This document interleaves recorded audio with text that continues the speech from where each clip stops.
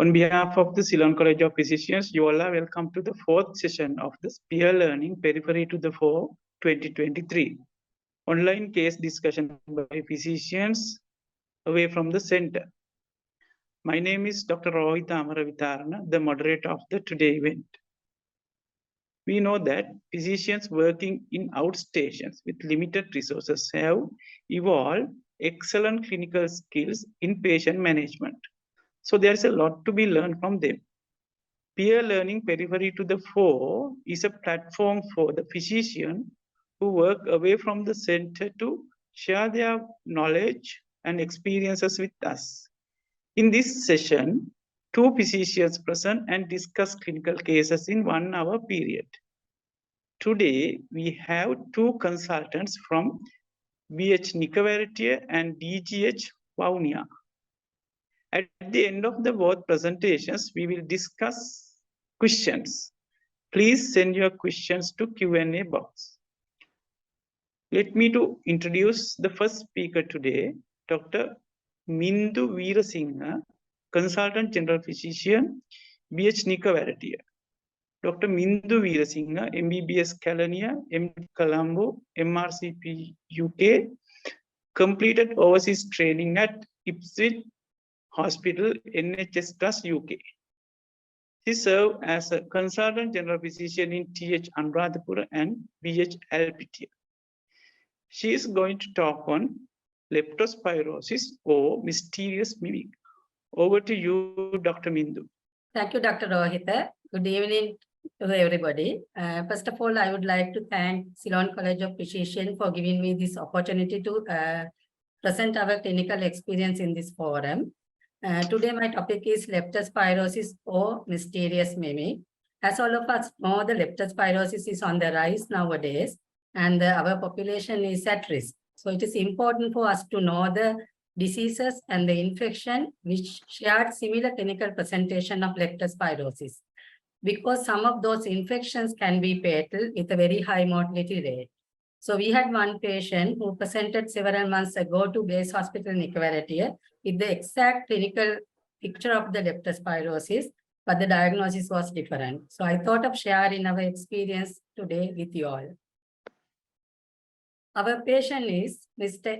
HMD, who is 29 years old male from Weerasinghe. He presented with fever for 5 days, arthralgia, and the severe myalgia. So this was one of the striking clinical presentation he had. So I will explain it why later. So he had this severe myalgia, especially involved in the lower limb muscles, where patient had severe muscle cramps and the pain. Because of that, he was not moving the legs. He also had reduced urine output for 6 to 8 hours prior to the admission. He also complained of shortness of breath and the chest pain at rest over 2 hours before the admission. He had headache and dizziness on admission, but there was no other respiratory, urinary, or bowel symptoms.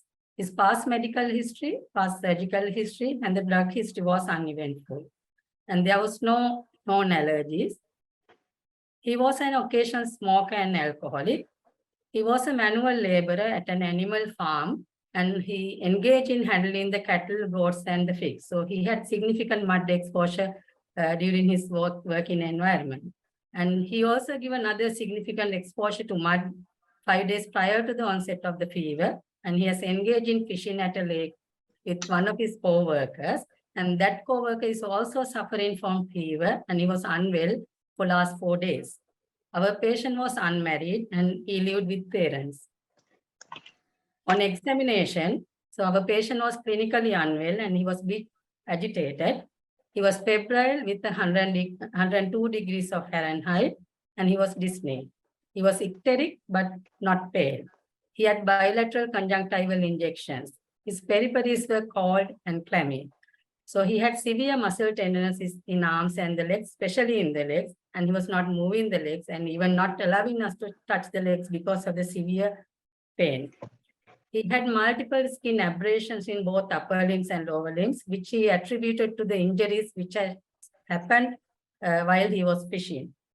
No lymphadenopathy, no skin rashes, and there was no ankle edema.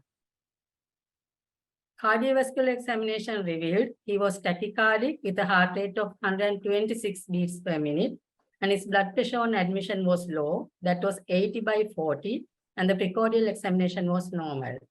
Respiratory system examination revealed he was dyspneic and tachypneic with a respiratory rate of 30 cycles per minute. His oxygen saturation was bit on the low side, that was 90% on air, and he had bilateral fine crepitation in both lung bases. The abdomen examination revealed tender hepatomegaly, which was 3 centimeters below the right costal margin, and there was no splenomegaly, no free fluid, and bowel sounds were present. Nervous system examination showed the DCS of 15 out of 15. However, he was a bit agitated with being unwell, and there was no neck stiffness, and there was no focal neurological signs. Especially examine the lower limbs because he was not moving the legs, but there was no focal neurological deficit.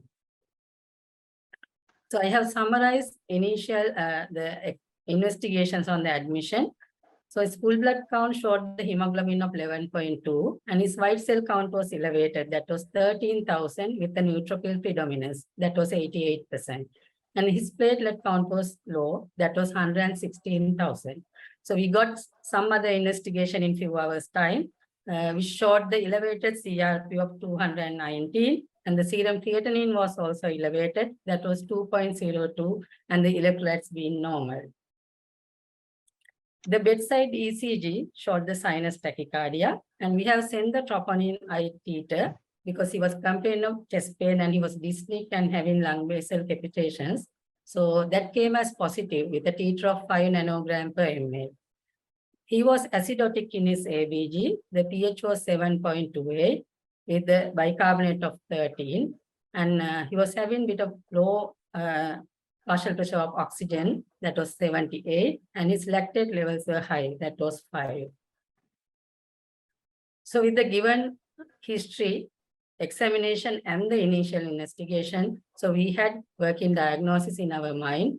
So we were wondering whether we were dealing with a kind of a leptospirosis with myocarditis or acute kidney injury, or whether it was a sepsis of unknown or etiology with the multi-organ involvement. So those were the two differential diagnoses we had in our mind initially. So with those diagnoses in the mind, we started to manage him initially. So he was initially given the fluid resuscitation, the 250 ml of normal saline bolus over 15 minutes, and that was repeated once. But we did not go for the large volume resuscitation, even though he was hypotensive, because he was having dyspnea as well as the bibasal crepitation. So we started him on the ionotropes. So he was started on the IV adrenaline infusion, and which was up titrated to maintain his blood pressure. His acid-base balance was corrected with the IV sodium bicarbonate, and he was given some oxygen via the face mask. We have started him on IV furosemide slow infusion, 2 mg/hour infusion to offload his lungs. He was not given the stat doses of the furosemide because he was hypertensive, so the slow infusion was carried out. Suspecting the leptospirosis, we initially gave him third generation of cephalosporin, the IV ceftriaxone, as well as a doxycycline as an initial antibiotic. He was catheterized and started to monitor urine output. Then he was transferred to the ICU at Base Hospital in Nicaraguа for the further management and the follow-up. So he came in the evening. Actually, the overnight, he was maintaining his blood pressure with the up-titrated noradrenaline infusion. He was having marginally satisfactory urine output, that was around 0.3 ml per kg per hour. And he was given furosemide infusion to offload the lungs. Even though he was initially given the oxygen via the face mask, he needed intermittent CPAP ventilation because his oxygen requirement was high overnight. So the next day morning, we had a very sad news from one of his neighbors because his co-worker who was suffering from the fever had died the previous night on his way to the local hospital. He has complained of sudden onset shortness of breath, and because he was having fever for 4 days, and he was taken to the Bingiri hospital, but on the way, he passed away. So that was a bit alarming, and we knew that we were also dealing with something serious in our patient. So these are the follow-up investigation next 5 days at ICU. As you can see, the initial 3 days, his biochemical parameters were not very good. They were actually deteriorating, but as you can see, by day 4 and day 5, they have started to improve. And the patient was also clinically improving after 3 days of the illness. His hemoglobin remains stable, even though it was a bit low, and he had height-wise cell count, which increased up to 24,000 by day 3, and which was coming down slowly then. He had a neutrophil predominance throughout. His platelet dropped up to the 24,000 and then started to rise by day 4, and his CRP was initially high and then started to drop by again day 4 and 5. And the serum creatinine went up to 5 by day 3 and then started to slowly dropping. And electrolytes were basically normal, and the blood urea nitrogen was also initially elevated, and that was coming down later. As per the AST and the ALT, again, initially high, that was coming down, but he had progressively rise in serum bilirubin levels, which was 42.2 milligram per deciliter by day 5 with a very high direct fraction. Actually, so he had this bilirubin rise up to 4 weeks, and then only he started to drop his bilirubin. So we had to monitor him almost more than 1 month for the high bilirubin levels. His INR was normal, and his total protein was slightly low with slightly low albumin levels. So the further follow-up investigation showed the daily ECG showed sinus tachycardia. Our anesthetist had done the bedside echo because we do not have echocardiogram in our hospital, the proper echoes. So that showed the global hypokinesia. And the bedside ultrasound abdomen showed the mild hepatomegaly with the evidence of acute kidney injury, but there was no intra or extrahepatic obstruction. This was his initial X-ray in day 2. As you can see, he had multiple interstitial as well as the alveolar shadows in all lung fields. His blood picture was suggestive of a severe sepsis, and the white cells showed neutrophil leukocytosis, toxic changes, and the left shift with some atypical lymphocyte as well. And he had severe thrombocytopenia, but there was no evidence of microangiopathic hemolytic anemia. So we had the further management on this patient at ICU. So his antibiotic was continued, and he was given IV fluid adjusted with the urine output and the insensible loss. And his inotrope continued up to 4 days till he becomes stable and then started to wean off. And the acid-base balances were corrected. And he was given the IV pysimide infusion, slow infusion over 3 days, and then started to wean off. And he needed intermittent CPAP ventilation initial few days. And later on, we started him on ursodeoxycholic acid because his bilirubin was rising. As his initial oxygen requirement was very high and the initial X-ray showing some pulmonary involvement, the suspect in the pulmonary involvement in the leptospirosis, we have given him IV methylprednisolone 1 gram daily for 3 days. By day 2 also, his oxygen requirement was not coming down, and he was actually needing high flow ventilation. So because of that, we were wondering whether he need intubation. And at that particular time, so my co-VP and the anesthetist and myself had a discussion, and then we thought of giving him some IV immunoglobulin, 0.4 gram per kg per day, which was actually continued up to 5 days because he was improving by day 3. At that particular time, we were wondering whether we need to transfer this patient to a tertiary care center, but we did not have any ICU beds at the tertiary care center. So we had the further discussion for the any form of hemofiltration if we needed, because his urine output was marginally satisfactory and he's having high rise in serum creatinine. So we were wondering whether he need any form of hemofiltration. So we had only hemodialysis in our hospital. We have a dialysis unit. However, we were a bit worried to go ahead with the hemodialysis with the given history of suspected myocarditis. And so we had a discussion with the teaching hospital Kurunagala ICU just to see whether he need the CRRT. So in that case, what we had to do was to get down one of the ICU patient from Kurunagala ICU to our ICU and transfer this patient temporarily for the CRRT to the Kurunagala ICU. And because initially he was deteriorating with his pulmonary involvement, we were wondering whether he needed any form of plasma exchange. So that was discussed with the transition medicine consultant at Kurunegala Hospital. And those plans were in place. However, luckily he did not receive any form of CRRT or the plasma exchange because he was improving by day 3. So the further specific investigation revealed the negative blood and the urine cultures. And we have done the dengue IgM and the IgG after 5 days of the initial illness, which was negative. And we have done the leptospira agglutinin test, the IgM and the IgG on day 7 of the clinical illness, which was negative.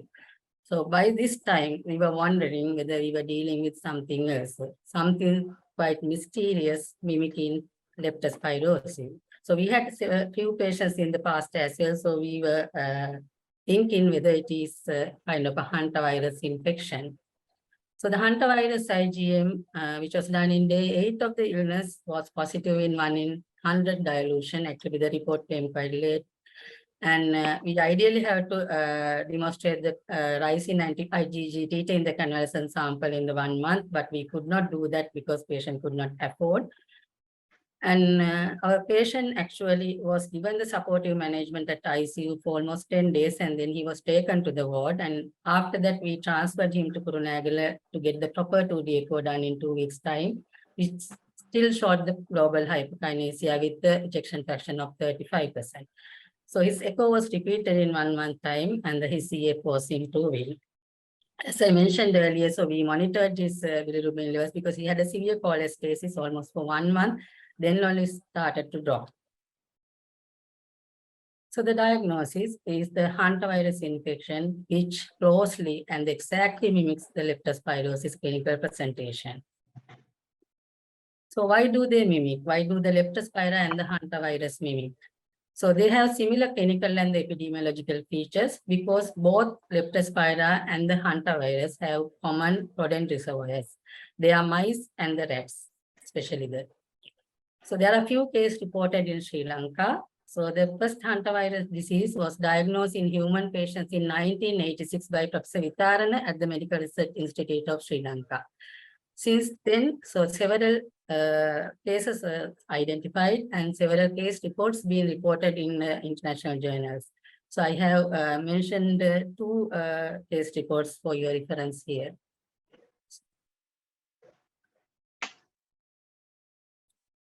So here onwards, I will discuss a little more about the HANTA virus infection. So HANTA virus is a RNA virus which belongs to the genus HANTA virus and the family Borneiaviridae.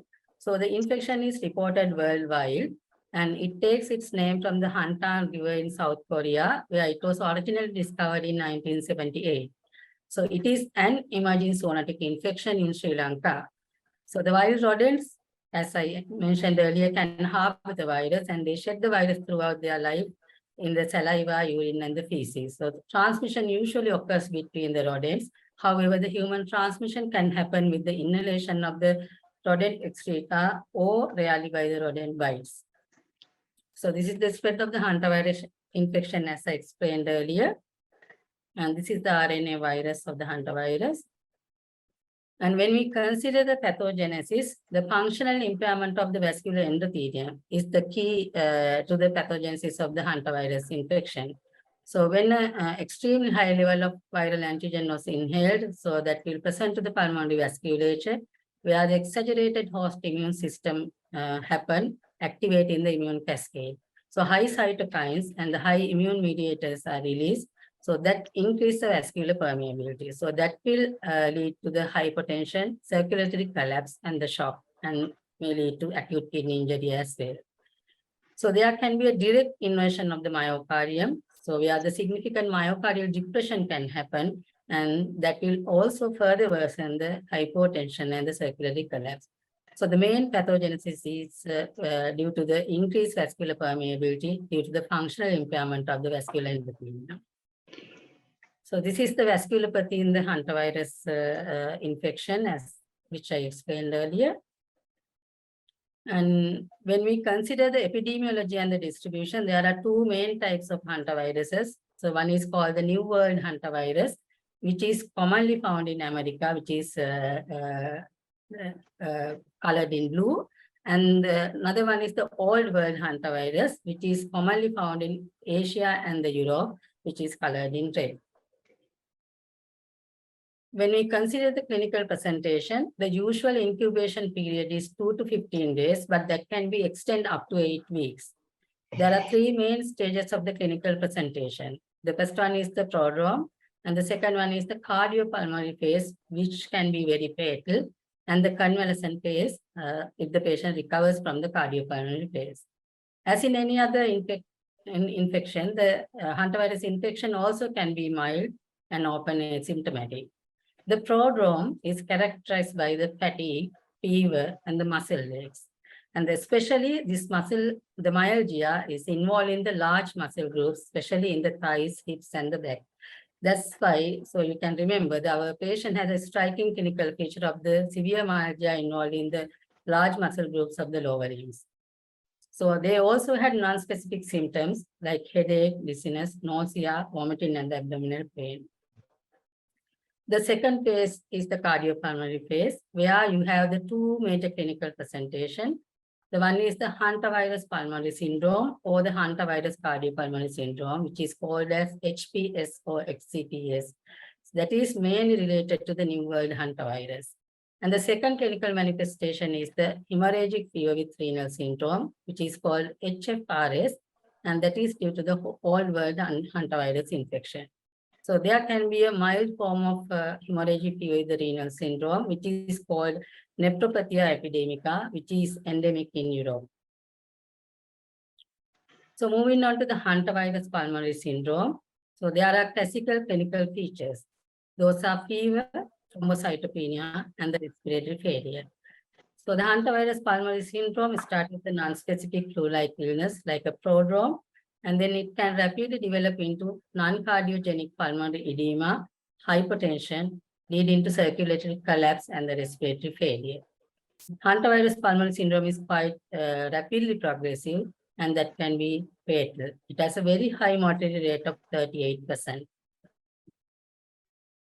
So these are the X-ray findings of the hantavirus pulmonary syndrome. So you can see they can have interstitial edema in the initial phase, which rapidly progress to bilateral airspace consolidation, and ultimately they can have very large pleural effusions as well. So the second manifestation is the hemorrhagic fever with the renal syndrome, where the classical clinical features are fever, thrombocytopenia, nephritis leading to acute kidney injury. There can be mixed clinical features. Both the hantavirus pulmonary syndrome and the hemorrhagic fever with the renal syndrome can happen. That is probably with the novel or the unidentified hantavirus species. When we consider the management of the hantavirus, that is largely supportive. There is no safe and effective vaccine or antiviral drugs at the moment. They are yet to be available. So the severe hantavirus pulmonary syndrome or the hemorrhagic fever with the renal syndrome purely based on the supportive management. So the maintaining fluid and the electrolyte balance is very important. So they do not suggest the large volume fluid resuscitation when they present with the initial shock, because they can have a progressive pulmonary, non-cardiogenic pulmonary edema. So where the large volume resuscitation is quite disastrous. So, so management is carefully with the fluid and the electrolyte balance.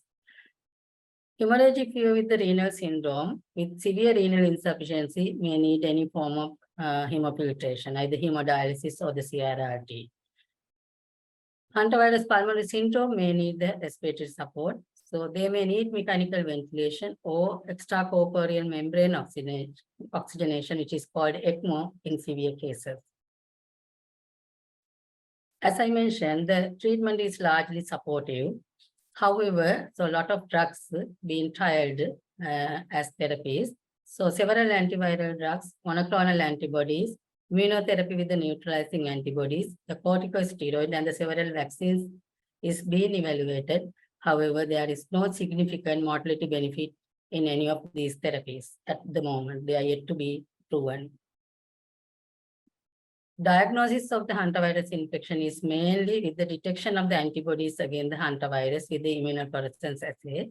And there can be other immune assays like ELISA or immunoblot, or there can be a detection of the virus RNA by the RT-PCR in the early phase of the illness. However, the virus isolation using the cell culture is limited to the research purposes. So the gold standard laboratory diagnosis is the detection of the antibodies, where you can detect the IgG antibodies initially, and then later on, you can actually detect the rising titer of the IgG antibodies in the 4 weeks of the convalescent blood sample. The prevention of the hantavirus disease is mainly with the preventing rodent infestations. So the proper cleaning and disinfecting areas contaminated by rodent droplet is very important. So that will come to the end of my presentation. So there are some take-home messages for all of us to know as clinicians. So the hantavirus infection is an emerging zoonotic infection in Sri Lanka. Hantavirus infection should be considered in the differential diagnosis of patient presenting with the acute febrile illness with the multi-organ involvement. Clinical presentation closely mimic the severe leptospirosis. So we have to be very vigilant. So striking clinical presentation that actually, which we encountered is the severe myalgia involving the large muscle groups of the lower limb. I don't know whether any other physician has experienced that kind of a striking presentation. We had few patients, almost 4 or 5 patients, and almost all of them presented with a severe lower limb pain where they could not move the legs. So because of that, we knew that we were dealing with something else, because leptospirosis also can present with severe arthralgia myalgia, and that is quite generalized. However, this hantavirus, they usually present with the myalgia in the large muscle groups, especially in the lower limbs. That was one of the striking clinical presentation we encountered at BH Nicoaratia. So the treatment is largely supportive. And as I mentioned earlier, the hantavirus infection is not very uncommon in our clinical practice. So we have to have a high suspicion. And so we have to be very vigilant, because hantavirus infection can be rapidly progressive if they go into hantavirus pulmonary syndrome, and that can be fatal. So actually, we had few patients who had rapidly progressive phase in few hours time after the admission, and some actually died, and some needed intubation, and we had to transfer them to the tertiary care center. So that was quite rapidly progressive and fatal. So it is important for us to know the clinical presentation, which mimic the leptospirosis or any other severe sepsis. However, that could be hantavirus infection. So these are the references. And thank you very much. Finally, I would like to thank my co-colleague, Dr. Mangala Rajamantri, and the consulting anesthetist, as well as the medical and the ICU staff for the continuous support during this patient's management. Thank you for the listening. Thank you very much, Dr. Mindu, for very interesting and very informative presentations. I'm sure we have few questions from you, and anyway, we will come to the question at the end of the both presentations, and please send your questions to Q&A box. So we'll discuss questions at the end of the next presentation. Let me to introduce the next speaker. The next speaker is Dr. Naradha Kodithuwakku, consultant cardiologist, District General Hospital, Vavuniya. Dr. Naradha Kodithuwakku, MBBS, Peradeniya, MD Colombo. He earlier worked as a consultant cardiologist at TH Kandy and TH Tengol. I would like to thank Ceylon College of Physicians for giving me this opportunity. So with this economic crisis, we should adapt a newer method to quickly diagnose and triage the patient. So I think echocardiogram is a good bedside test that would help in this scenario. I would like to discuss 2 cardio-oncology cases, and usually these patients are a bit neglected, but still we can do a lot for this patient with malignancies. That's the main reason I selected this topic. So without further ado, we will go to the case. My first patient was a 65 years old patient. Actually, he's a mother of a medical officer in our hospital. was referred by the oncologist for the further assessment of syncope and bilateral leg swelling. She's been a resident in UK, and she has most of the treatment taken and follow-up done in United Kingdom. So she has a significant past medical history. She's a diabetic for 15 years and had 2 episodes of unprovoked PE, and she had hypertension for 10 years. The important past surgical history is that the patient had a rectal carcinoma, which was operated laparoscopically after neoadjuvant chemotherapy and radiotherapy. Unfortunately, the chemotherapy and radiotherapy was was not a good experience for the patient. There was significant vomiting, and patient developed some cardiac dysfunction, which required hospital admission, and it was a very difficult time for her. Then she recovered from the acute illness, and she was okay for about 1.5 years. Then she again developed intermittent episodes of profound diarrhea, which she thought it was the recurrence of the malignancy, but because of the fear of the malignancy, she didn't go to the medical fraternity. Then the last 2 months, she got significant night sweats, ultimately which thought to go to the GP, and she was referred to the oncologist, where she was investigated and found to have multiple liver mets. Then she was offered further treatment, chemotherapy, further investigation, PET scan. Ultimately, patient refused everything and thought it's better to go for the end-of-life care, and she decided to come to Vaunia. When she was referred to me, patient was very depressed, mostly bedbound. Somebody has to wheel her to the bed. Then on examination, her blood pressure was 120/80 with a significant postural drop. The jugulus venous pressure was elevated with a significant precordial murmur. And patient has a lot of bronchitis, and abdominal examination revealed hepatomegaly with frank fullness. And there was obvious bilateral leg swelling. So this is a picture of her CT with multiple metastases. So she had that basic blood tests, which were, of course, not very significant except for some mild albuminemia that is expected due to the diarrhea and the poor nutritional status. So with this clinical picture, I had some differential diagnosis before keeping the probe to the patient. One was whether the patient is having chemotherapy-related cardiac dysfunction. As patient having a lot of risk factors, this could be ischemic heart disease with LV systolic dysfunction. As she's a known patient with hypertension for a long time, heart failure with preserved systolic function also possible. And because there's a significant murmur, the possibility of endocarditis also I was entertained. Either could be bacterial or even could be marantic endocarditis in the setting of end-stage malignancy. So my last DD was whether it is not to do with the heart, whether it's the malignancy itself playing up. So as soon as I put the probe onto her, I have got the diagnosis, right?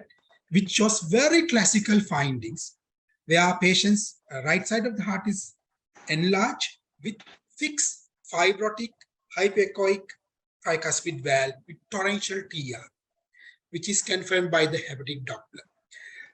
Apart from some slight thickening of the pulmonary valve, rest of the echo was normal.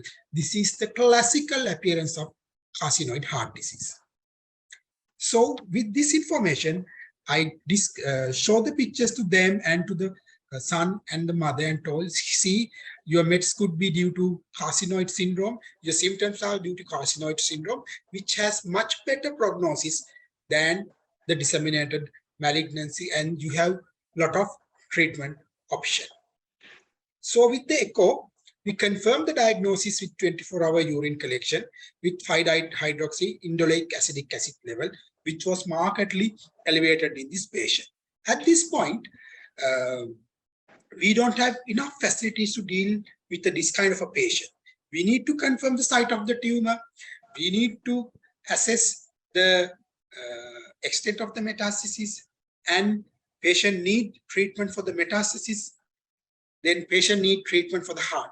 So the best thing would be to go back to the original place and start investigating again. So patient was straight away agreed with my suggestions, and patient went back and they have done a PET scan, and they have located the tumor in the small bowel, and patient is awaiting cardiac MDT and oncology MDT. So patient is currently doing good. They have started the patient on IV octreotide, and most of the symptoms are on off.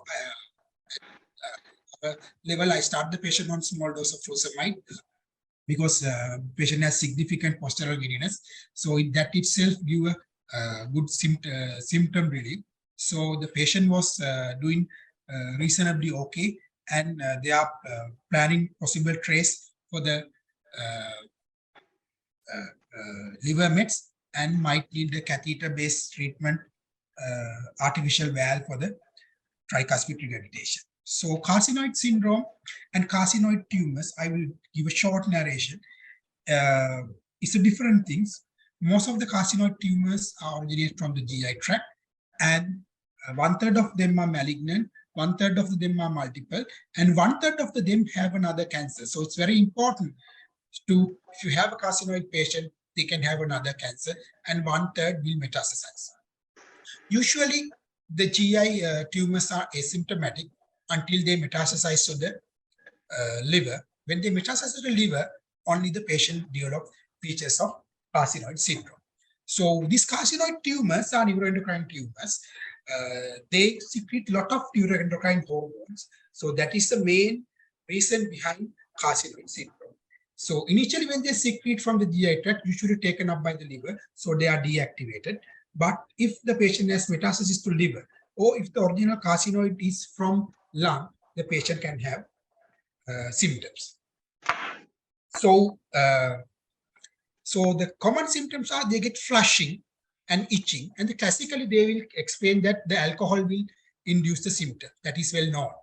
Then patient will have bronchospasms due to the serotonin, and they commonly have ascites and lower limb edema due to the heart disease, and they have profound diarrhea. My patient does not have that much of diarrhea, but the literature say the patient are having profound diarrhea, which is a classical features of carcinoid syndrome. Apart from that, this patient can have pellagra-like symptom because the tryptophan is used largely to produce serotonin. Tryptophan, you also know that used to produce niacin.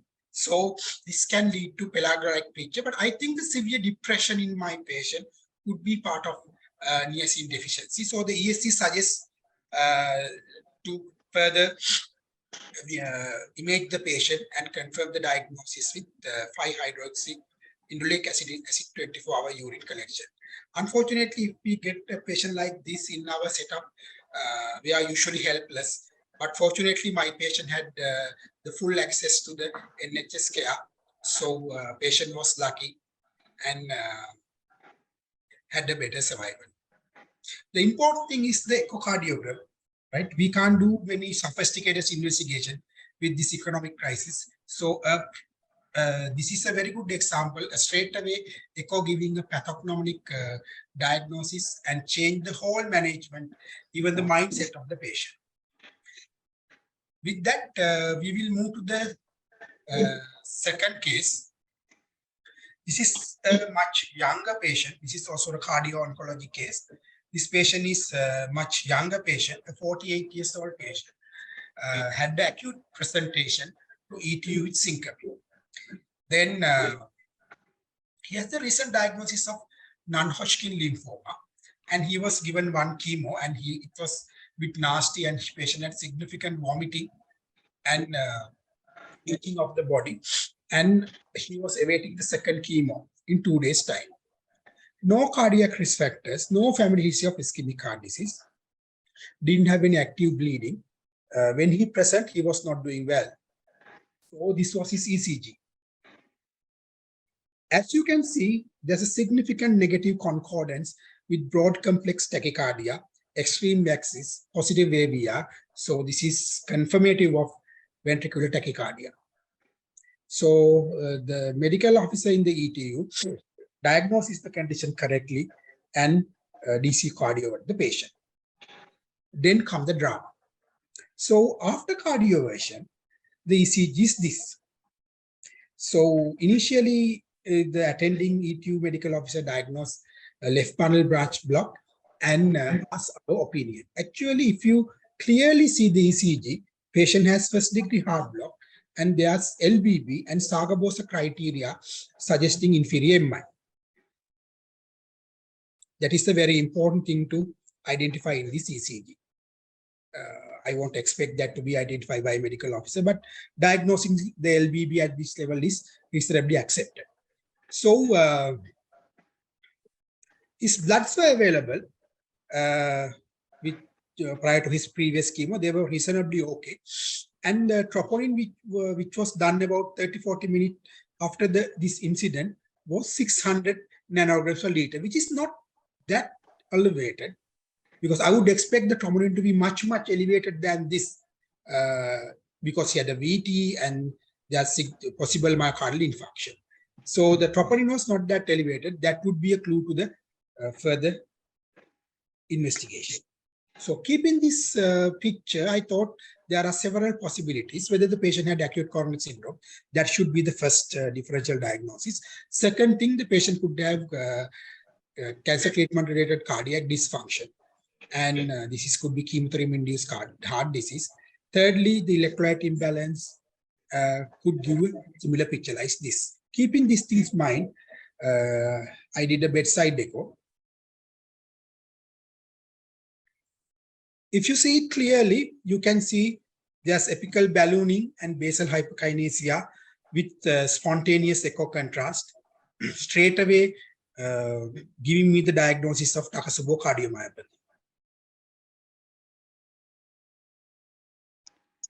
This picture also further illustrates the same thing. The regional wall motion abnormalities are not restricted to a single territory. It's multi-territorial. So that is pretty important in the diagnosis of this patient.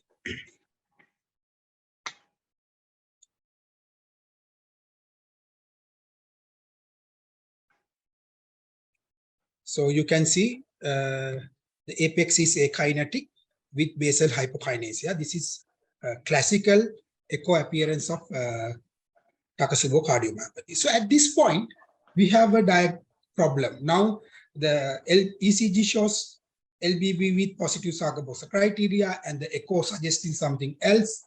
So the troponin also point to the diagnosis of Takotsubo cardiomyopathy. But if the patient has acute coronary syndrome, which is treatable, the primary PCI have clear evidence, and the patient does not have contraindication. The platelet counts and the things are normal.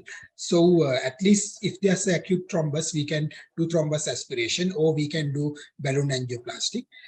Thinking those possibilities and to come to a diagnosis, I thought patient needed urgent angiogram. I liaised with the regional cardiac center and they agreed to do angiogram. Fortunately, it was perfectly normal, confirming the diagnosis of Takotsubo cardiomyopathy in this patient.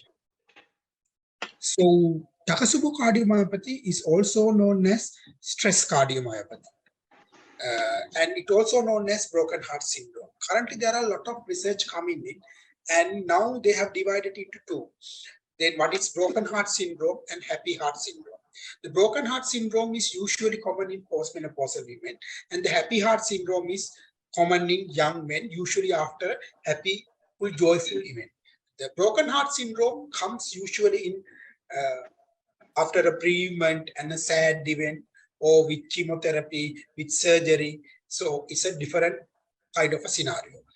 The broken heart syndromes, they have classically apical ballooning with basal hyperkinesia, but the other way is true for the happy heart syndrome. So for obvious reason, the Takotsubo cardiomyopathy is commoner than general population in cancer patients.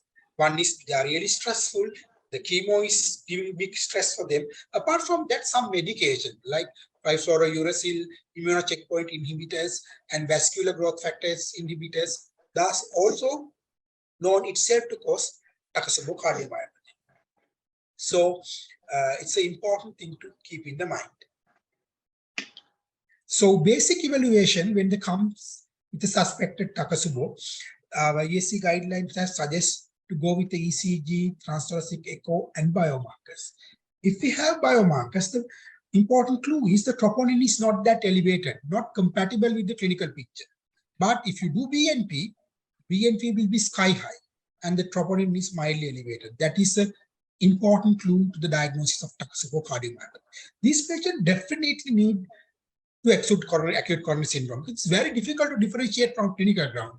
So this patient need an angiogram. So, some of these cancer patients, when the platelet counts are very low, when the bleeding risk is very high, we won't able to do an angiogram. So in that situation, we can rely on a CT coronary angiogram. So, but if we have facilities, it's ideal to do a cardiac MRI where we exclude the diagnosis of myocarditis, which is one of the main differential diagnoses in these patients. At the same time, we can exclude the infarct. So patient needs supportive care and supportive management. When we managing this patient, it's pretty important for us not to start the medications which prolong the QT. Especially, I should not have started amiodarone in this patient because patient is going to get chemo and chemo can further prolong the QT. So it's a very important point to keep in the mind. And if we have suspected drug which is causing Takotsubo syndrome, we can discuss with the oncologist and we can stop that particular medication. But methyl prednisolone is indicated, especially in immunocheckpoint inhibitors. I don't think we don't have those medications here. So this patient need the MDT discussion and decide on when to start the further chemo. My patient, just after showing that no, it's not a heart attack, more likely you have got scared and that is why the heart is playing off. He was perfectly fine and anxiety was gone and unbelievable recovery was noted. So that is important in the echo, a bedside echo, which is very important in this patient's diagnosis. But definitely patient need an angiogram, but still the echo give a reasonable clue to the diagnosis. So these are the ESC recommendation for patient with Takotsubo cardiomyopathy and cancer. So it is pretty important if they have a CMR. So that is allow us to exclude myocarditis as well. If we have myocarditis, if a treatment amendable one, then we can consider giving steroid on those situations. So my take-home messages are, echo is an important imaging modality in these cardio-oncology patients because we don't have a lot of investigations and we need quick diagnosis. So echo will help us a lot in this situation. And you should consider multiple differential diagnoses and investigated in this patient with complex cardiac disease and malignancy before prognostication and giving the treatment option. A multidisciplinary approach, discussing with the oncologist and the emergency physician is pretty important for these patients' management and further care. My patient, of course, did pretty well, and but we didn't give the patients awaiting chemo. Rather, we start the patient on furosemide and a beta blocker, and we closely monitor the patient. And in the 2 weeks echo, of course, the heart has significantly improved, but the ejection fraction was around 45% to 50%. Then he's awaiting to come next week.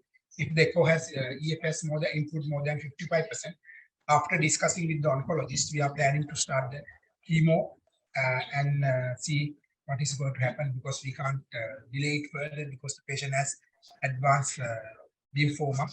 So when we're taking this decision, it's very important for us to risk the benefit and risk and take a decision.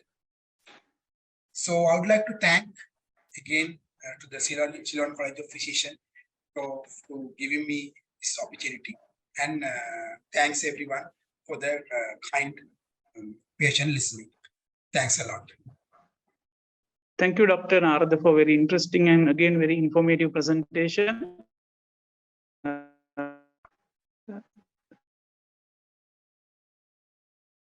Questions in QA. May I ask a question from Dr. Yeah. Dr. Naradha, Yeah. yes, what are the common malignancies? Is there any group of malignancies which is commonly seen in this sort of cardiomyopathy, or your patient is having a non-Hodgkin lymphoma? Yeah, the literature does not show this particularly which common type of malignancy as such. But when you take the patient with malignancies, the Takotsubo cardiomyopathy is much prevalent than the general population. They haven't expressed particular malignancy as such. The main reason is the fear for chemo. That is the main reason why they get this Takotsubo cardiomyopathy. Usually they go after 1 or 2 chemotherapy cycles. When the next one is coming, they get this undue fear and they go to Takotsubo cardiomyopathy. So it's pretty important to diagnose. Okay. So also, Dr. Naradha, is there any characteristic clinic ECG changes, morphological changes you can see with Takotsubo cardiomyopathy? Yes, we have characteristic changes. Those are just like cerebral T inversions. It's the same manifestation where the patient has deep tented T, large T waves, usually in the precordial leads, which very prolonged QT, but those only seen in 10 to 15% of Takotsubo. Most of the patients have features suggestive of acute coronary syndrome with ST elevations and left bundle branch blocks, come with VT and VF and cardiogenic shock. The pathognomonic ECG changes only seen in 10 to 15% of the patient, and that is exactly like cerebral T inversions. But the difference is cerebral T inversions, the T inversion edge is very blunt, but that Takotsubo is pointed. But those are, of course, not very hard and fast rules, and usually they come with ACS mimic. Okay, thank you, Dr. Naradha. And also, may I ask a question from Dr. Mindu? So during that period of your patients presented to hospital with suspected leptospirosis, you strongly suspected later on you suspected this is a case. This could be a case of HANTA virus. I think you thought because of the large muscle group involvement, especially lower limb involvement. So, did you diagnose other cases of suspected leptospirosis and end up with a HANTA virus during that epidemic? Actually, so we have suspected some of the cases, Dr. Rohit, but we have not confirmed most of them because they had a rapidly progressive phase. And actually, we had 2 patients who died within few hours of the admission. And one actually we had to intubate and transfer to the Pulia Hospital ICU. But there also within few hours patient has died. I think nobody has confirmed that. But almost all the patients who presented around the 5 days of the febrile illness, and they had these similar characteristic features of the myalgia, and they were rapidly progressing into the pulmonary phase. So they had severe dyspnea on admission, and they were having basal crepitations in the lungs, and so they then end up in having intubation. Actually, we could not confirm most of the cases. This is one of the patients who survived actually. Yeah. Also, your patient's leptospira antibody also negative. Then you also use. Sorry, Dr. Rohit, the line was not clear.